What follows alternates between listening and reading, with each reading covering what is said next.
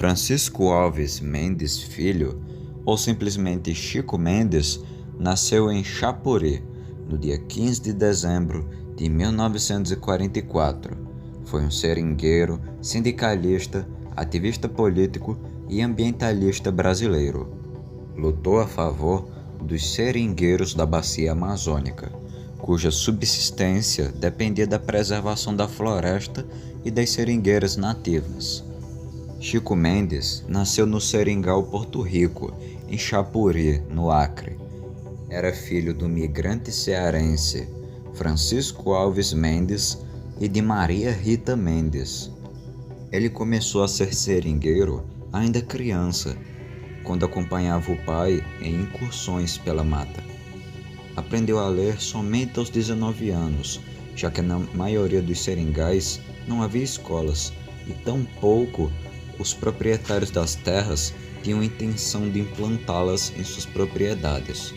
Segundo o relato próprio, foi o militante comunista Euclides Távora, que participara no Levante Comunista de 1935 em Fortaleza e na Revolução de 1955 na Bolívia, que o ensinou a ler. Após retornar ao Brasil, Távora fixou residência em Chapuri, onde tornou-se o alfabetizador de Mendes. A política implantada pelo regime militar na Amazônia na década de 1970 foi responsável por fomentar conflitos de terra, já que a substituição da borracha pela pecuária intensificou a especulação fundiária, investimento e valorização econômica de propriedades pertencentes aos fazendeiros, dificultando o acesso de pequenos produtores às terras, além de ter aumentado a devastação ambiental, a fim de gerar pastos para a criação de gado. A exploração dos seringueiros e a vida na pobreza geraram em Chico Mendes a necessidade de buscar meios para melhorar o trabalho nos seringais. A extração da borracha era pautada por relações desiguais que geravam miséria. Em seu sistema de troca de mercadorias industriais pelo produto, o látex, conhecido por aviamento, o endividamento dos seringueiros era algo constante. Trabalhadores que se rebelavam eram punidos pelos policiais, assim como os donos dos seringais estabeleciam regimento para castigos físicos aos seus subordinados que protestassem. Chico Mendes iniciou a vida sindical em 1975 como secretário-geral do Sindicato dos Trabalhadores Rurais de Brasileia. A partir de 1976, participou ativamente das lutas dos seringueiros para impedir o desmatamento. A tática utilizada pelos manifestantes era o empate, manifestações pacíficas em que os seringueiros protegem as árvores com seus próprios corpos. Organizou também várias ações em defesa da posse da terra pelos habitantes nativos, os chamados poceiros. Os empates eram liderados pelo presidente do Sindicato de Brasileia, Wilson Pinheiro, que foi assassinado no ano de 1980, dentro da sede do sindicato, como forma de represália ao movimento sindicalista. No ano de 1977, participou da fundação do Sindicato dos Trabalhadores Rurais de Chapuri, sendo eleito vereador pelo Movimento Democrático Brasileiro, o MDB, local. Recebe então as primeiras ameaças de morte por parte dos fazendeiros, o que lhe rende problemas com seu próprio partido, descompromissado com as causas pelas quais Chico Mendes lutava. Em 1979, usa seu mandato para promover um fórum de discussões entre lideranças sindicais, populares e religiosas na Câmara Municipal de Chapuri. Acusado de subversão, é preso e torturado, mas sem apoio algum das lideranças políticas locais, não consegue registrar na polícia a ocorrência da tortura da qual fora vítima. Em 1980, Chico Mendes ajudou a fundar o Partido dos Trabalhadores, sendo também uma de suas principais lideranças no Acre e tendo participado de comícios ao lado de Luiz Inácio Lula da Silva na região. No mesmo ano, é enquadrado na Lei de Segurança Nacional como subversivo a pedido de fazendeiros da região que tentaram manchar sua reputação, alegando que ele teria incitado o assassinato de um capataz de fazenda por vingança ao assassinato do então presidente do Sindicato dos Trabalhadores de Brasileia, Wilson Souza Pinheiro. Em 1981, Chico Mendes assumiu a direção do Sindicato de Chapuri, do qual foi presidente até sua morte. Candidato a deputado estadual pelo PT, em 1982 não conseguiu se eleger.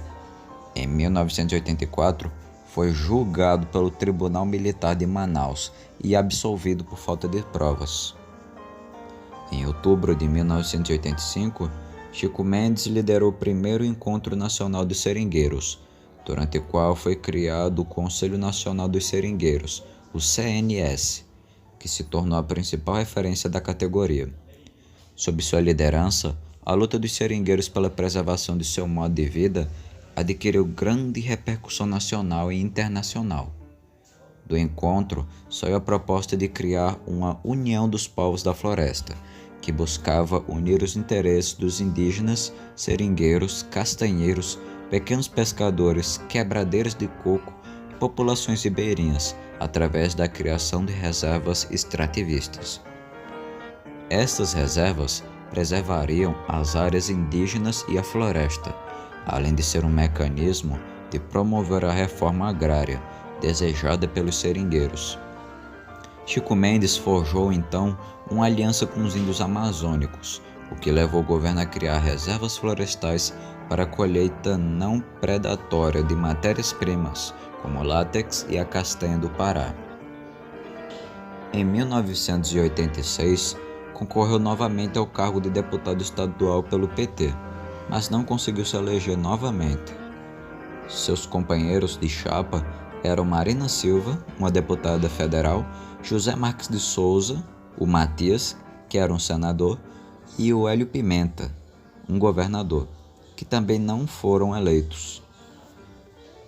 No ano seguinte, Chico Mendes recebeu a visita de alguns membros da Organização das Nações Unidas, a ONU, em Chapuri.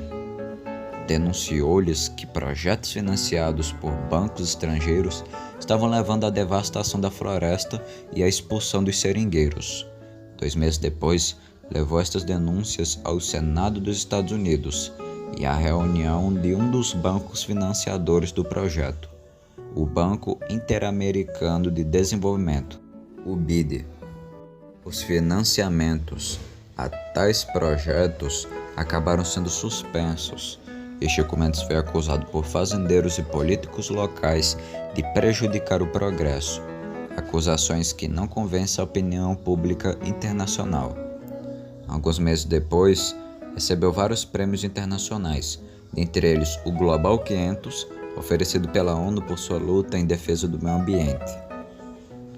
Ao longo do ano de 1988, Chico Mendes participou da implantação das primeiras reservas extrativistas do estado do Acre, ameaçado e perseguido pelos membros da então recém-criada União Democrática Ruralista, a UDR.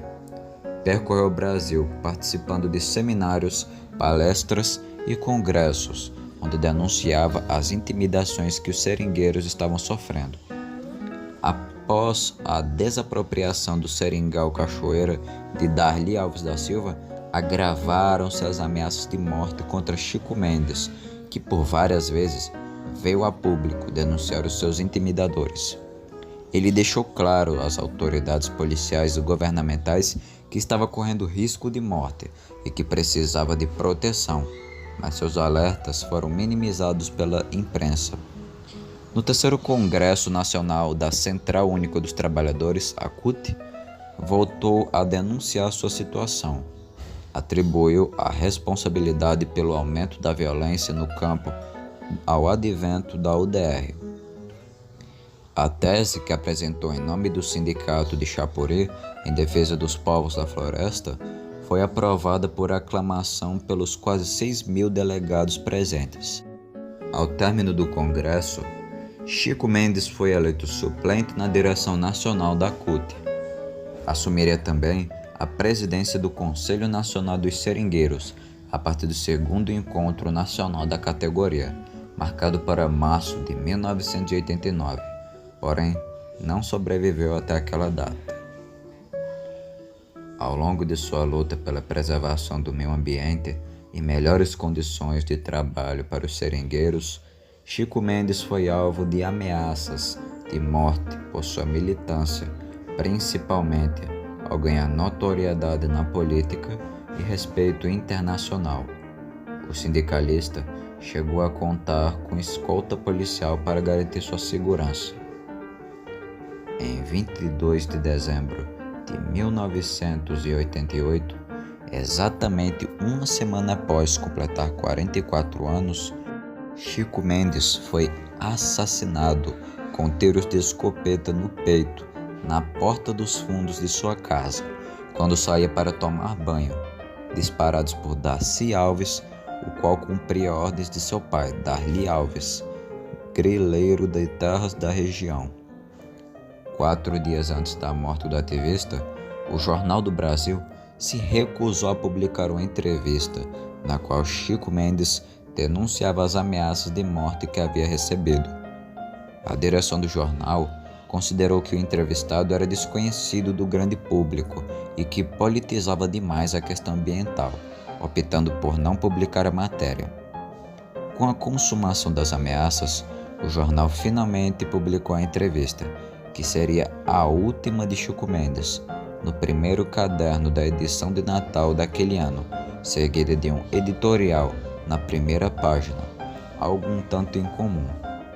Em dezembro do ano de 1990, a Justiça condenou os fazendeiros Darli Alves da Silva e seu filho, Darcy Alves Ferreira, a 19 anos de prisão pela morte de Chico Mendes. A principal testemunha do caso foi um empregado de 13 anos da fazenda de Darli, Genésio Ferreira da Silva. Em fevereiro de 92, eles conseguiram um novo julgamento através da acusação de que o caso da promotoria tinha sido enviesado. No entanto, a condenação foi mantida e eles permaneceram na cadeia. Darli e Darcy fugiram da cadeia em fevereiro de 93. Darli foi capturado em junho de 96 e Darcy em novembro de 96. Darli escondeu-se no assentamento do Instituto Nacional de Colonização e Reforma Agrária, o INCRA, no interior do Pará, e chegou a obter financiamento público do Banco da Amazônia, sob falsa identidade. O crime de falsidade ideológica rendeu-lhe uma segunda condenação de 2 anos e 8 meses de prisão. O ativismo de Chico Mendes lhe trouxe reconhecimento internacional, ao mesmo tempo em que provocou a ira dos grandes fazendeiros locais que o assassinaram. Sua morte foi noticiada internacionalmente e provocou indignação no Brasil e no exterior.